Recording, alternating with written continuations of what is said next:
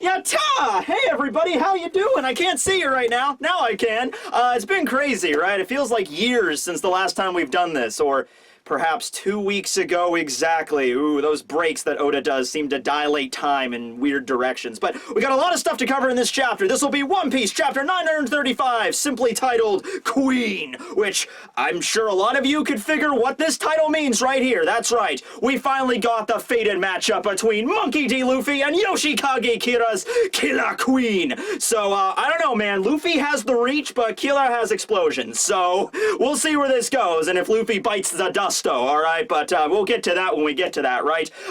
Let's just dive into the cover page, okay? The cover page this week, nothing really that extravagant. I do find it funny though. It's Smoker like hanging out at a diner, you know, and he's smoking a giant cigar like Smoker tends to do, and then a bunch of these little mice, these mice fire brigade just comes out of nowhere. Just, we have to put out the fire, men, and they're putting out the fire, and Smoker's like, what the hell? Now listen, I don't got a problem with smoking, really. I don't smoke personally. I don't have a problem, but consider the situation we have here where Smoker is like in a diner and he sits down, this big giant guy, he takes out 2 huge cigars because Smoker doesn't usually just smoke one, and he just lights them both up and just starts blowing smoke everywhere.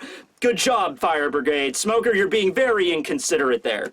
I wonder if, like, Smoker just exudes, like, people could inhale it and get sick from, like, the secondhand smoke just from being around him. These are the things that keep me up at night. But yeah, this is basically a check-in chapter. We focus on Luffy at the mine, we focus on Law's group at Ebisu town, we find out what's going on with Zoro. We don't see him in this chapter, but we find out that he's on another quest to locate his lost swords, which seems to happen more often than not. And we also check in with Nami and Robin for some sexy, steamy bathhouse action. And I'm not going to reveal who, but we get to see some serious boobage in this chapter. So Oda made us wait for 2 weeks for that bathhouse scene. I was thinking, oh, maybe he's going to skip over it, or we're not going to see it for a while. Like, oh, he's going to make us wait a few chapters for the bathhouse. But no, Oda's a nice guy. He's like, I'm already making him wait 2 weeks. I'll show him. So, right. Yeah, anyway, we start off at the prisoner mine, though, in Udon. We get a little bit more of the infrastructure of the prison, like the staff that work there. We get introduced to I have to keep some a checklist here for all the notes in this chapter. A lot of stuff to, you know, keep in track of. Also, I don't know if you guys know this. I did a video about this a few weeks ago, but maybe there's some people that only watch the reviews and they don't watch every other video I make. But Onigashima is now officially a muffin. We took a vote and we came to a consensus on that. It was unanimously decided Onigashima is now a muffin. I'm sorry if you weren't there for that, or you're like, what? It's a muffin? You know, just roll with it. Just roll with it. It's a muffin now. Okay. So anyway, we get some introductions to some deputy jailers here. This kind of harkens back to Impel Down when we were finding out about the structures there, like the vice jailers, the head guards, the vice warden, the warden. So just to break it down here, the guy that Luffy so splendidly drop-kicked in the last chapter, or rather, he didn't really drop-kick in the last chapter, he just kind of jumped into the air and the chapter ended and we didn't know what was going to happen. Maybe Luffy was going to land and ask him to go and eat some meat with him. I don't know, but no, he drop-kicks him. He is a scorpion smile user by the name of Daifugo. Fugo. That name sounds familiar. I'm sure he'll show back up later. I don't know. Anyway, yeah, he is one of the deputy jailers. So we get to find out who the head jailer is in this chapter. Dobun, who was the hippo smile user, the guy that Kid and Luffy took out a few chapters back. I think back in like chapter 926 is when Dobun appeared. He was the vice warden of the entire prison, so he was a big shot. He was higher ranking than these guys. And then the warden of the entire prison, it's not really explained, like it's not shown like the caption, but we can assume the warden of the entire prison is Queen, who is one of the 3 calamities of the Beast Pirates. Okay, so it goes Queen, and then Dobun, who is now apparently dead, and then we have the deputy jail. Well, then we have the head jailer, then we have the deputy jailers. Okay, so Daifugo is the one Luffy dropkicks. He was the scorpion. Then we get introduced to another one who is a female monkey smile user in this chapter by the name of Solitaire, continuing the names of card games to go after the headliners and everybody, which I'm glad, because I actually know what Solitaire is. I've played it. I've dominated it. Holy shit. Yes! Finally! We did it! the way, yeah, Solitaire is a game I know, especially if you grew up in the late 90s. It was on, like, every computer that you could buy. But then we also had Daifugo, which is also a card game that I've never heard of, and the Head Jailer is also a headliner. He is the elephant smile user. We actually saw him in the last chapter, at least partially. His name is Baba Nuki, and Baba, as in, like, Oba-san, it's the Japanese equivalent of old maid. So, boom, I understand 2 out of those 3 card references. Okay. So, apparently, we cut over to the jail tower where some keys have gone missing. Alright, of course, Raizo was using his expert ninja skills to try to procure the keys to Luffy's cuffs to get him out of there. He snuck into the tower. I think what Raizo was attempting to do, and why it took him so long, is he was trying to figure out some way to sneak in and steal the keys undetected. But unfortunately, that doesn't seem to be the case. This prison and this guard tower seem to be heavily fortified. There's smile users, there's headliners everywhere. So I think Raizo finally got to the point where he's like, there's no way I'm going to be able to sneak in covertly, even with my expert ninja skills, and steal the keys. So I think what he decided was more of just like a grab and run kind of style. Like, I just got to get in really quick, nab the keys. They're going to notice almost immediately, but I have to just hurry up and just speed the hell out of there before they have time to capture me. And that's basically what he does. So he sneaks in, he steals the keys. Solitaire, who's the monkey zone, she's just like, oh, he's probably still somewhere in the tower. Sound the alarms, go and capture him. Meanwhile, we cut down to a lower level in the prison tower where Raizo is like zipping off the walls wicked fast, and like people are walking down the aisle and they're like, oh, what the hell? Like, they don't even notice him. He's running super fast. I love that. This is funny because he's actually saying this while he's running. You think being a ninja, he would want to be super covert and everything, but as he's running down the hallway, bouncing off all the walls and the ceilings and everything, trying to get out of there, get to Luffy as quickly as possible with the keys, probably just like hurry up, grab the keys, get over to Luffy, unlock, and then get the hell out of Dodge. He's like saying the words nin as he's running. He's like, nin, nin, nin, nin, nin, nin, nin, nin. I am the ultimate ninja. I do believe my reputation of a ninja has been procured, has been solidified now. I have attained the keys. So he's running out of there. He has that really crappy like burglar disguise that Kinemon had. It's like a typical thing in Japanese culture where you put that cloth over your head. It's like indicative of like a stereotype of like being a burglar. If I was gonna liken it to anything, it's kind of like how in like the old stereotype in the States, like the old cartoons or everything, you'd see a burglar wearing a striped shirt and carrying like a bag of money with a dollar sign on it. It's kind of like that in Japan, where they put on like the cloth over their head as like a makeshift disguise. So he's wearing that. He's running down the hallway. We kind of figured this already, but we do get a caption revealing that Raizo of the Mist is in fact one of the 9 red scabbards. So, like I said, I think considering there's going to be 9 of them, all of the ones that we've met so far, all of the samurai that have been part of Odin's like entourage, like Kinemon, Kanjuro, Raizo, I think we could all assume that they were also members of the Scabbards. So yeah, Raizo is confirmed to be one as well, and we get introduced to probably another one by the end of this chapter. That's the big reveal. We find out the shadowy person that was in the jail cell. We don't get to see their face, but we find out who they are, so that's going to be cool there. So we now kind of cut back a little bit outside of the prison where Queen's group is, and we get some lessons about Udon Prison.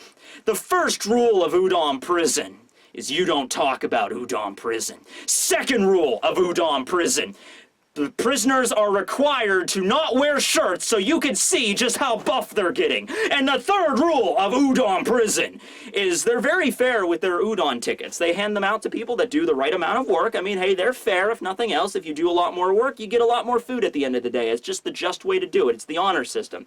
But we cut outside the prison and we get to see Queen. Now, Queen is an interesting fellow. I'm assuming, given the fact that he's wearing lipstick and everything, we've seen this with like Mr. Tu Bon Clay and everybody, where he's gonna be an Okama.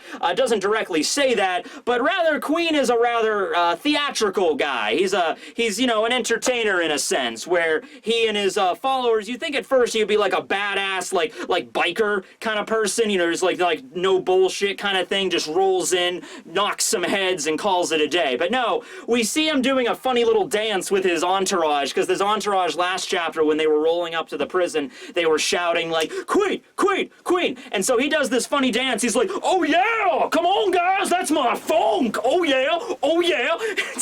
And Queen is this massive dude. He's giant. He's like pot-bellied. He's super wide, I guess, and he's doing this funny dance and everything. His fat is jiggling, and everyone's around him. Also, fun fact, Queen now has, well, he probably always had this, a mechanical arm. Remember last time we saw Queen, the first introduction of him and King, when they were, like, chewing out Jack?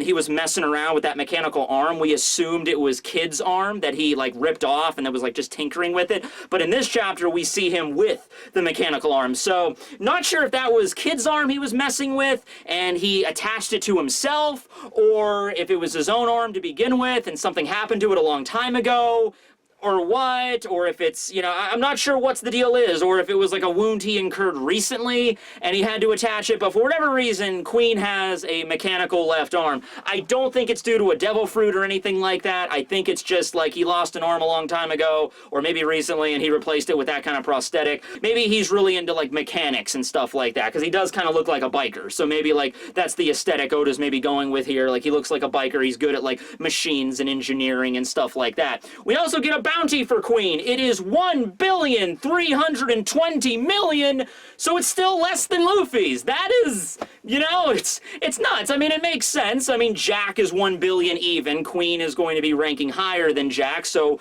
1.32, you know, billion. That's not bad. That's pretty solid. Still lower than Luffy's, of course. I'm going to assume King, of course, is going to have the highest out of the calamities, you know, and his bounty might be equal to, maybe a little bit higher than Luffy's. Like, I would be okay if King's bounty was like 1,550,000,000, you know, maybe just a little bit more of a victory on Luffy just to prove that he's like the strongest out of the calamities. And then, of course, you're going to get Kaido's bounty, which I've talked about this in length in other videos, probably somewhere in the upper echelon of the 2 billion range, maybe in the low 3 billion range. But maybe all the Yonko are going to be in general around the 2 billion area, the same that Blackbeard was. Maybe Shanks, if there was going to be a lone exception, it'd be Shanks. Shanks would have like, you know, 3 billion, and then, you know, Kaido and Big Mom would be right around the same number, like in the upper 2s, and then Blackbeard was like in the lower of the 2s, so maybe something like that. But okay, so going back to the prison now, we see what's going on with Luffy. Alright, so Luffy drop kicks the Scorpion dude, he's down, and all the other freaking prisoners are just like, oh, he took him down, death penalty, you know, he's gonna go down now, you're done, Straw Hat, you're gonna be freaking executed and everything. So this is a little confusing. So apparently this time they're talking about how, you know, when Luffy and Kid took out Dobun, who was the vice warden, nobody witnessed it. You know, it was like only the prisoners saw it, and the prisoners weren't snitching on Luffy, so that's how they were able to get away with that. But now, because they directly took down a guard, like Luffy took out a guard right in front of a bunch of other guards, including the head jailer himself, you know, he's going to be punished. And we also find out about like the various punishments that occur in the prison. Prisoners that talk back to jailers will be instantly punished by having their arms removed. A second offense will result in your legs being removed.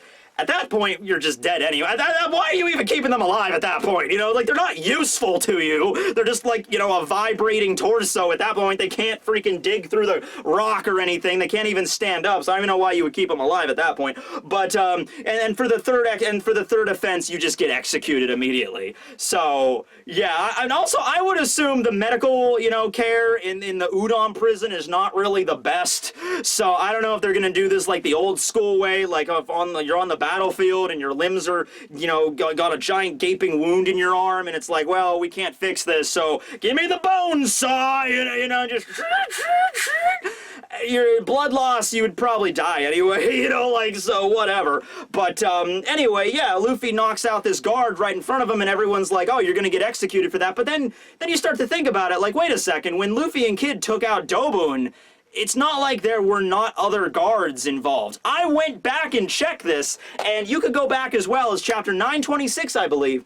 And what happened was this. Luffy and Kid were brought before Dobon by 2 guards. So there were 2 guards that, like, grabbed Luffy, grabbed Kid, brought him in front of Dobon, and then they jumped inside of Dobon's body, and then they took him out. Alright? And the guards even say in that chapter, like, you're gonna pay for this, Straw Hat, for, you know, Captain Kid as well. You're gonna pay for this. And Kid is just kind of like, nobody saw it, so who cares? You know, like, no, you can't prove anything. And I'm like, okay, they didn't technically see it because it was inside of the hippo's mouth, but, you know, Luffy and Kid get swallowed by Dobun, and then Kid and Luffy walk out perfectly fine, but Dobon is the one that's freaking gone. He's dead. So I don't know if he's dead, but he's been, you know, injured. So it's like, anybody with a functioning brain cell would be able to figure out what happened here, and the guards were present, so... And this is a prison, mind you, so I guess they're really fair with this kind of stuff. Like, maybe those two guards that witnessed what happened with Dobon, they ran back to the freaking guard tower, and they're like, these two prisoners, they took out Vice Warden Dobon! I'm like, did you see it? What?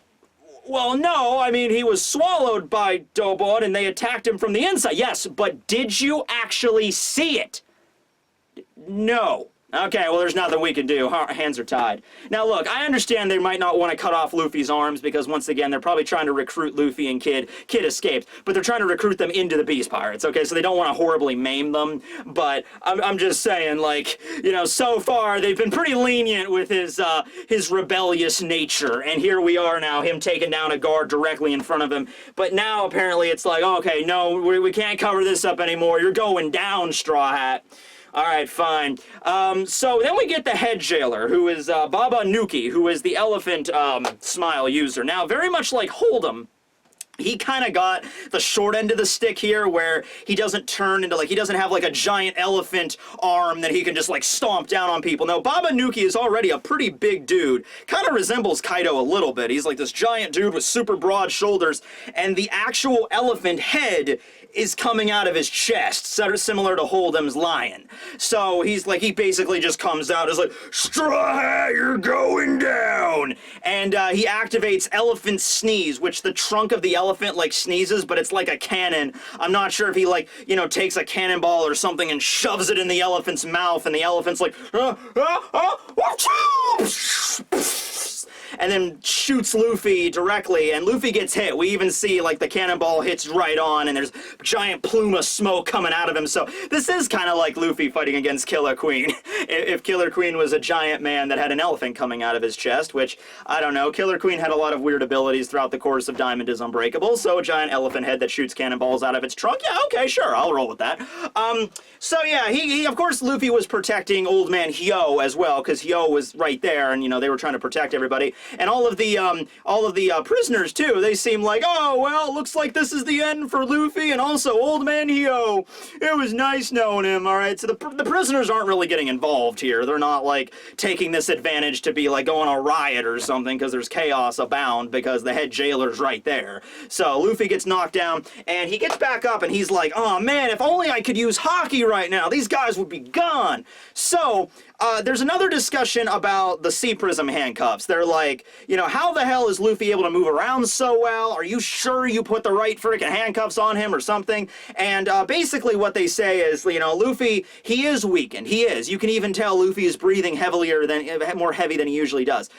So the cuffs are definitely affecting him. Not, you know, preventing him from using his devil fruit, but also his Haki. I'm assuming this is, like, maybe preventing him from concentrating. I'm sure there's a certain level of, like, health you have to be in order to activate Haki. I'm sure if you're, like, bleeding out on the ground and you're about ready to pass out, you probably wouldn't be very good at using observation in that circumstance. So something with that. Like, these cuffs are constantly draining Luffy's energy, so he's, like, a lot more winded than he usually is. He can't use his devil fruit, and he also can't concentrate to use Haki. So that's a very, very interesting thing that we find out that Sea Prism Stone handcuffs can do to devil fruit users. Now, I would assume that if you were not a devil fruit user and you had Sea Prism Stone cuffs on you, you could still use Haki. The problem here is that the Sea Prism Stone drains the energy out of a devil fruit user, and it's because of that loss of energy that they subsequently cannot activate Haki. But if you never had devil fruit powers to begin with, sure, Sea Prism Stone is still really tough, and you won't be able to break out of it with just traditional force. But there's nothing draining your energy because you're not a fruit user, so you should still be able to use Haki. At least that's the way way I'm looking at it. But in any case, Luffy can't use either right now, which is not necessarily a bad thing because he mentions to the head jailer, he's like, once I take these off, I think I'm going to be stronger. And I'm like, yeah, you are. I made a video about this a couple weeks back talking about like Luffy's training right now, how stronger Luffy's going to get by the end of this arc. And you realize, you know, like Luffy might be just doing some basic strength training right now, you know, lifting giant, you know, blocks above his head that weigh several tons. Now, that is impressive, sure, but is that going to get him strong enough to fight against Kaido? Well, you have to figure he's doing all of that while being restrained, while have his energy being sucked out of him, and they even mention that in this chapter. So think of it like Rock Lee's like leg weights in Naruto. Like, he's already pretty fast, but he takes those things off, and it's like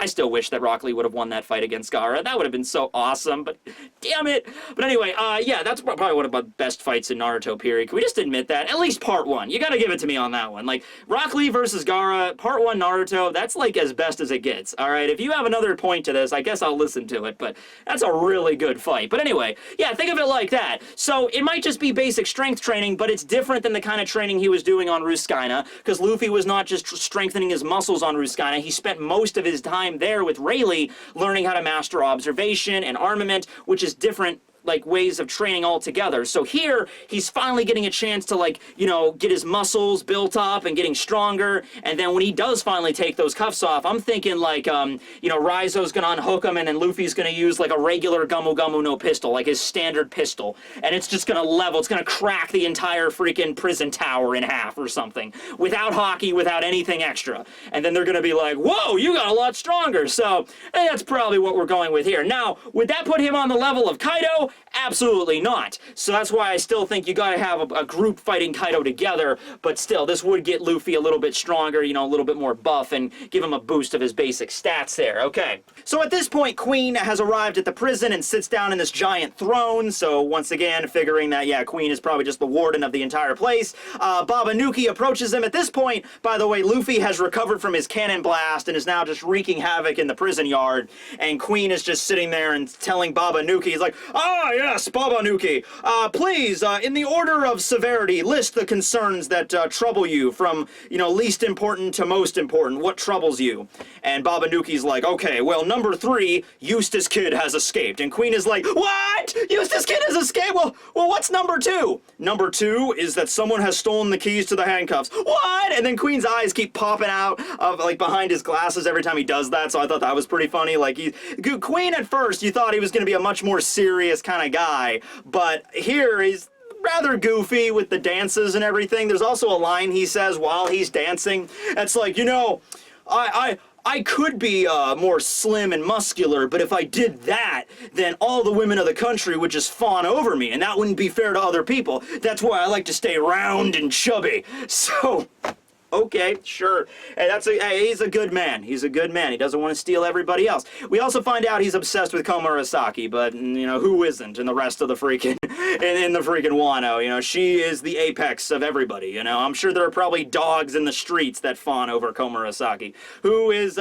clearly still dead. I can't tell you how much Komurasaki is dead and just never coming back. It's impossible, you know?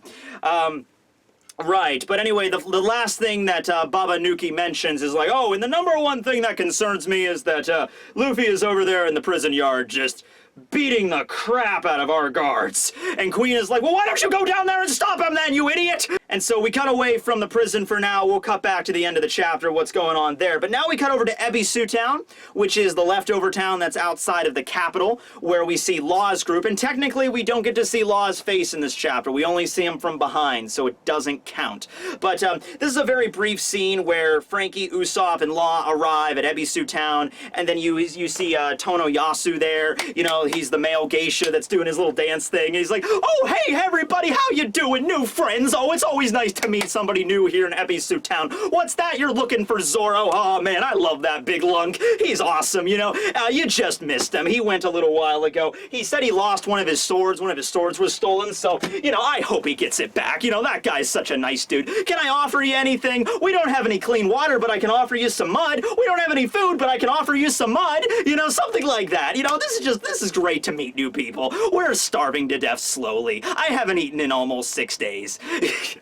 So that's their attitude, where they've all completely cracked at this point. And even like Frankie and Usopp are there, and they're the jokesters usually, but they're sitting there listening to this guy, and they're like, oh boy, how is that even remotely funny? You know, he's joking about starving, he's joking about the situation they're in.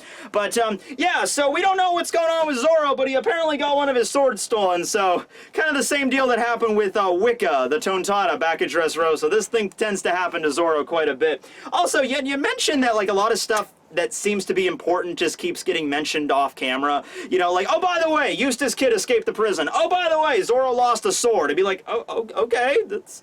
okay, you could have shown us, but it's fine, I guess. I mean, it'll tie back into something else. The big question is, which sword got stolen? That's the thing, isn't it? Because you have an excuse for pretty much any sword, okay? The Wado Ichimonji, Zoro's main sword, the one he got from Kuina, you know, if Koshiro or Kuina originated from Wano at one point, or if the sword originated from Wano, it's an Owazamono grade sword, so I could see why people would want to steal that, you know? Then we have the Shusui. I don't even think I need to explain to you why people would want to steal the Shusui from Zoro.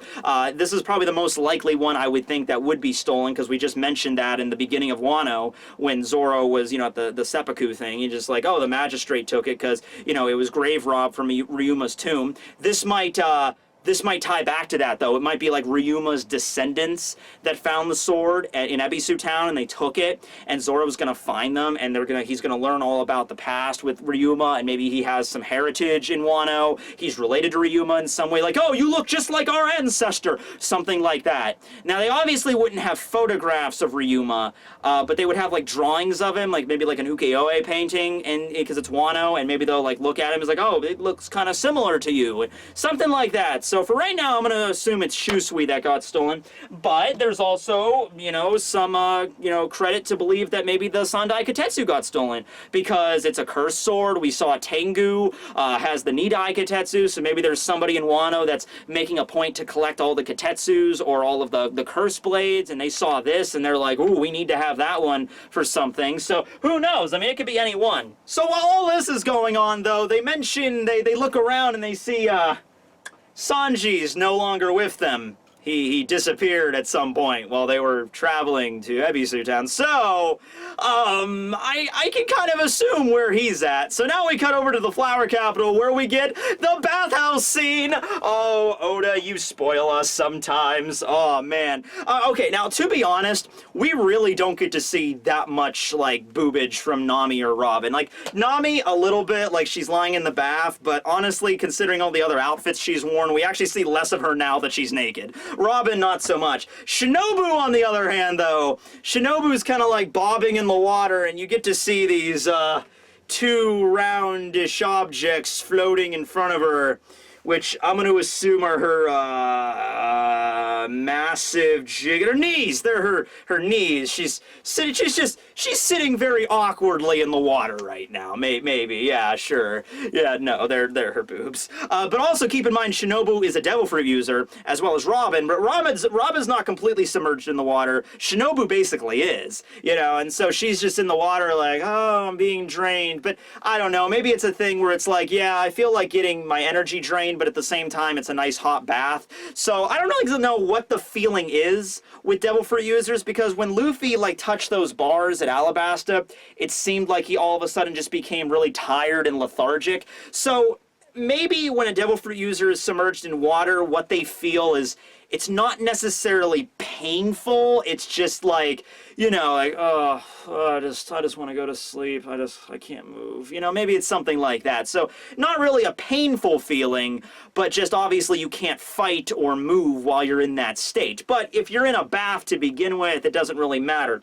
Typically, and Oda has revealed this, when devil fruit users want to take a bath, they take sponge baths or hip baths or take a shower, because running water doesn't affect them. It's if they get caught in the rain, that's not going to drain their powers. So getting caught in the shower, that's fine. But unless you're Crocodile, who was weak to water to begin with. But it's only when water, the liquid, starts getting like above their knees, that's okay. Ooh, and then up to here, it's and then if you're completely submerged like Shinobu is, Shinobu probably can't move very well at all right now. She would probably need Nami's assistance to get her out of the tub, probably. But interesting thing about the bath at Wano is it's a mixed bath. Yeah, so it's men and women chilling out in just a giant communal tub, naked, together. Okay, I've never heard of this happening ever, you know, because it's just like, and they even mention it where it's like Robin and Nami, they're kind of like talking about stuff like important matters, and then they look over to their side and like, by the way, what are we supposed to do about that? And the camera pans off to the other side of the tub, and you know, no surprises, there are a bunch of like older dudes sitting there like. It's a pretty girl. No shit, right? So it's like, does this happen often? Like, I get it. Nami and Robin, they're dashing, they're very gorgeous, but there's other women in Wano that are pretty attractive too. Are they cool with just going into the bath and just having like multiple old men just staring off to the side, staring at them and possibly doing some other things under the water? Like, that just seems like problems would be abound. I don't think you could really relax in that sort of scenario. Nami doesn't seem to have that big of an issue here because, well, going back to Alabasta, we had the scene in the bath there, which I believe was the last bath scene we got with Nami. No, correction, we also got a scene with, I think on the Sunny once, and I think a scene when she was at Thriller Bark with Absalom, but that wasn't sexy. That was just terrifying. But, yeah, here she's just like, oh yeah, should we charge the money or something? Because, you know, the whole thing back at Alabasta, like, happiness punch, boys! So, okay. And, but it's okay, though. It's okay. They get their balls crushed by Shinobu because there's a scene where Shinobu's, like, blocking their view, and all the old guys are at once, they're like, get out of the way, Granny! And then Shinobu's like, ball crusher! And then they just walk out of the bath, and everyone's like, oh, they're destroyed! So, okay. But, they sit down to, like, wash off afterwards in, like, the locker room area, and there's still guys, like, staring at them, but okay. There's also the, giant, you know that octopus thing we saw at the beginning of the arc that was in the ocean that was, like, doing, like, the pong, like, sound effects and things? So there are Sansuke here, and they're basically the ones that, like, help you scrub your back in the bathhouse, and it makes sense because octopuses, octopi have, like, 8 tentacles, so they take little scrubbers and they scrub your back and everything at once, and that's nice and all, but this is getting dangerously close to some hentai material. You know, right now, as I'm doing this review, somewhere in the vast lands of the internet and the dark web beyond, there are people writing some serious hardcore tentacle hentai regarding this scene. I know, because I'm one of them. So then, Nami and Robin slowly wiped each other off with their towels, and then the towels dropped to the floor as the octopus arrived behind them, his tentacles ready to attack. But yeah, okay, enough of the boobage talk. By the way, we didn't get to see Sanji, mostly because he's invisible, so he very well might have been there the entire time watching Nami and Robin, and maybe next chapter we'll find out about that. Like, he'll be walking down the street, just like in a complete daze, like Sanji's just like, oh, man, I take everything back what I said about the Germa. That was beautiful. And then as he's walking down in the daze, maybe Page One walks next to him just like, hey, what the hell? And then Sanji's like, huh? And then the fight resumes. I don't know. We don't know what happened, really, how that ended, right? But, yeah, so what they do end up talking about, though, or rather what they're overhearing in the bathhouse is, because it's a perfect place to gather information on top of copious amounts of fan service, people are talking about the Yakuza, because they're talking about, I can't believe Kyoshiro sliced down Komurasaki like that, and they're talking about the Yakuza and how they're, like, the fighters of the allies of the people and all that stuff. And Shinobu brings up a little bit about the past, about Hyogoru of the Flowers. We get to see what he looked like back 20 years ago, and suffice it to say, he looks way more intimidating. Back then, he had this giant epic mane of hair that was, like, flowing like fire. He had an epic sword with, like, a flower petal guard. He's just like, oh, he's, like, super ripped. And apparently he was the sole leader of the underground of Wano. Now, I don't know what that implies. Like, if was there no Yakuza back then? Or maybe, like, he was just, like, he didn't have anybody working directly under him. It was just, like, him. And he was the one that kept in charge of all of this stuff. But Shinobu talks about him very highly. So they're like, you know, if we can get our hands on him, he can maybe help us. Because as it stands, gathering 5,000 people by the end of the week to help fight for us, we'd be lucky if we could get 500. All right, but if we get Hyogoru on our hands, maybe he'll vouch for us and he'll rally some people together to help us fight. So Hyogoro is definitely, he's probably going to escape with Luffy, if I would assume. And Raizo and Luffy and Hyo would all get out of the prison together. They would meet back up, and he would maybe use his connections that he had, because apparently he was Yakuza, sure, but he was like a good-natured guy. He fought for the people and things like that. You know, he was the defender of the downtrodden sort of deal. So yeah, I'm sure he would be a nice guy, and he would be able to help everybody out there. We also find out about Shinobu's past. Remember when they were in the castle, one of the ninjas, Hanzo, I believe his name was, you know, noticed Shinobu. He was like, wait a second, you're Shinobu, the man killer. And so we find out that back in the day, the Onibawan basically swore allegiance to Orochi when he took over, when he took power. And that Fuku Rokuju dude, the guy with the giant forehead, he was the leader of the Onibawan, and he pledged his allegiance to Orochi as well.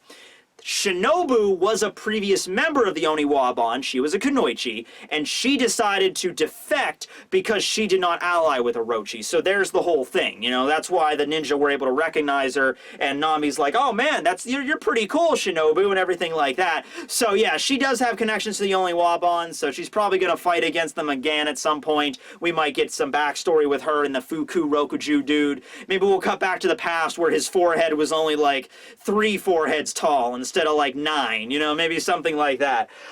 So last scene of the chapter, though, we cut back to the prison where Luffy and Hyogoro, or Hyo, whoever you want to call him, are like basically forced to kneel in front of Queen. Queen's on the throne, you know, mechanical arms, staring down at Luffy and Hyo. He's talking about Hyo and being like, old man Hyo, this must be nostalgic for you. We tried everything to get you to fight with us back when we took over, just as a testament to Hyogoro's power back then. You know, Kaido wanted him for his like army, but Hyogoro kept refusing, so they threw him in the prison, and now he's just this decrepit old man. Like, nobody would want you now.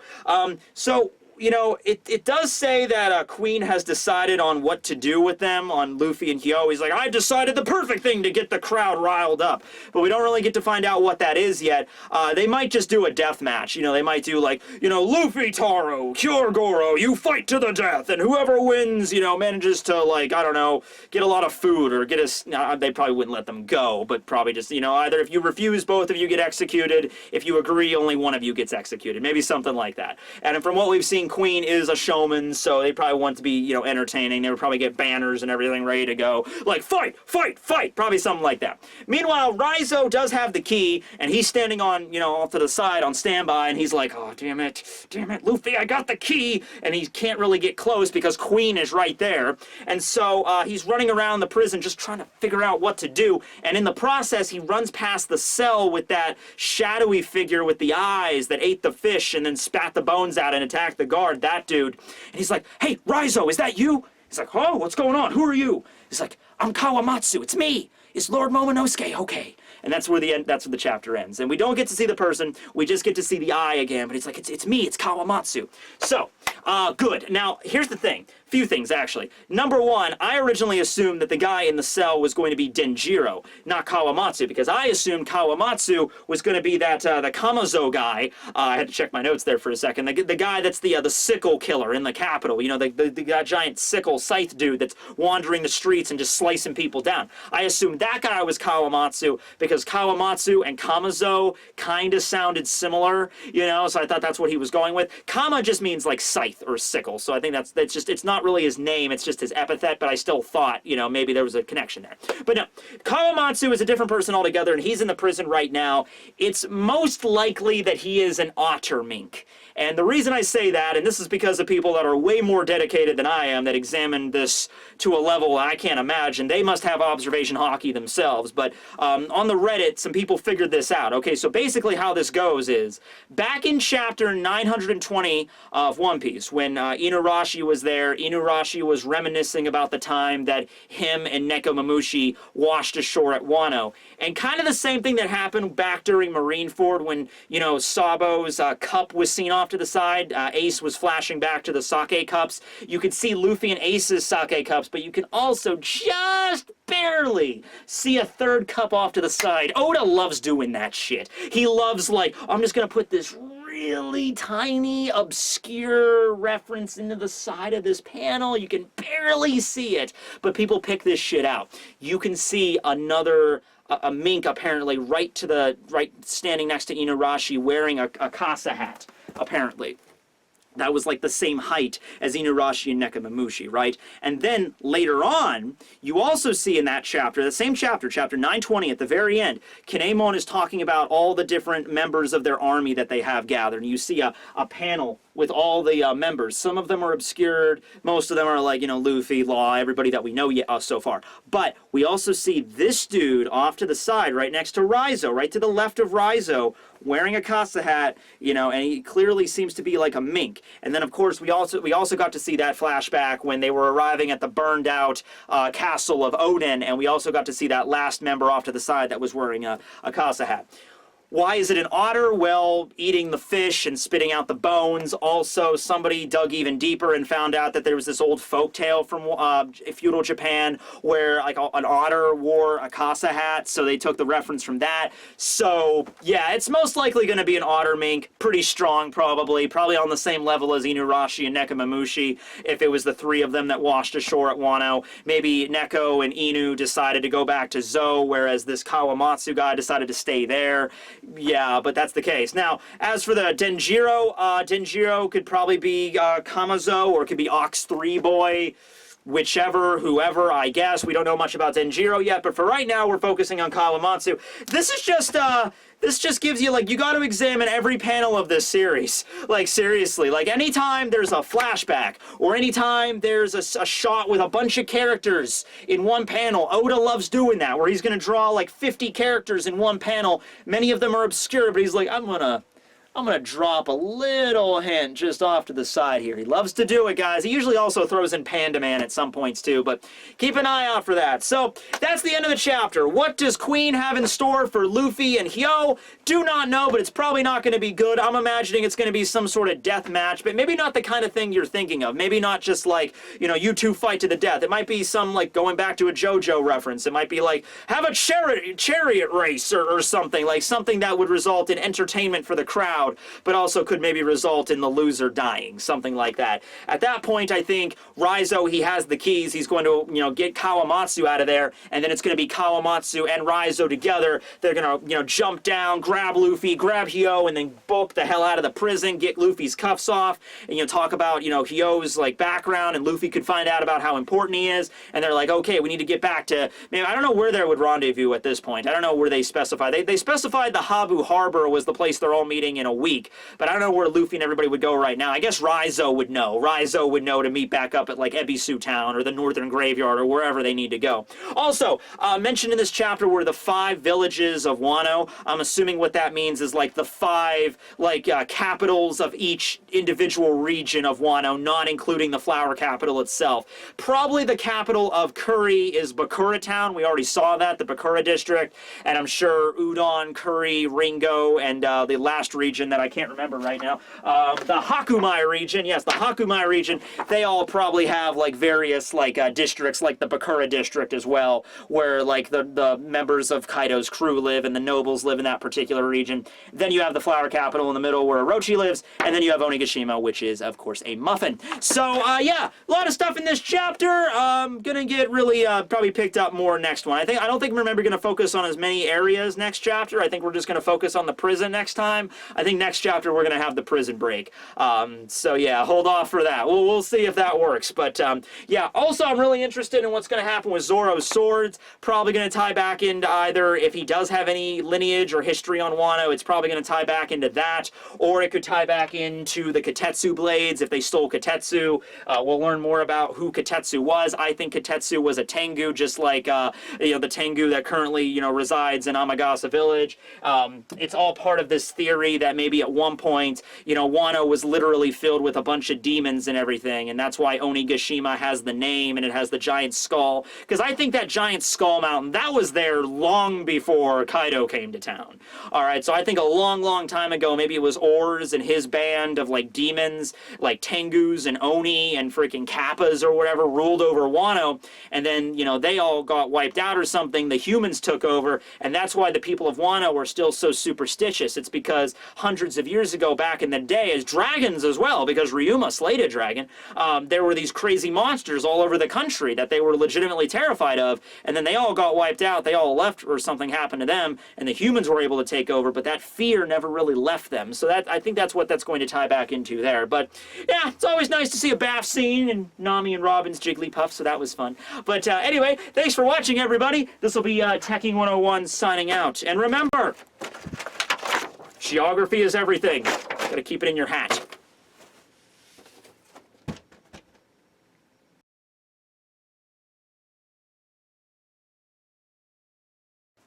And then Nami turned to Robin and exclaimed, "Oh my, this feeling is unimaginably pleasurable. It's something I've never experienced before in my..."